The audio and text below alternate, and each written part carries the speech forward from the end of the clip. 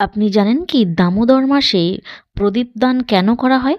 দামোদর মাসে প্রদীপদান এই প্রথার পিছনে আছে এক অনন্ত করুণা আর ভক্তির গল্প। একদা এক দরিদ্র বৃদ্ধা ছিলেন যিনি শ্রীকৃষ্ণকে খুব ভালোবাসতেন, কিন্তু তার কাছে কোনো ধন ছিল না। দামোদর মাস এলো, চারিদিকে সবাই দীপ দিচ্ছে, পুজো করছে। বৃদ্ধার মনে ব্যথা, আমি কিভাবে ভগবানকে দীপদান করব। তবুও তিনি মনস্থ করলেন ভগবানের জন্য ভালোবাসা থাকলেই যথেষ্ট। তিনি ভাঙা মাটির প্রদীপ খুঁজে আনলেন, সামান্য তেল আর তুলো জোগাড় করলেন এবং কাঁপা হাতে প্রদীপ জ্বালালেন কৃষ্ণের নাম করে। দামোদর, এই দ্বীপ তোমার ভালোবাসার আলো।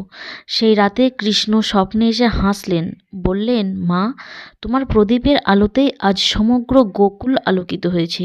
তখন থেকেই বিশ্বাস করা হয় দামোদর মাসে প্রদীপ দান করলে সেই আলো ভক্তির অন্ধকার দূর করে, জীবনের জ্ঞানের আলো জ্বালায়। তাই এই মাসে প্রতিটি দ্বীপ শুধু আলো নয়, ভগবানের প্রতি প্রেমের প্রতীক।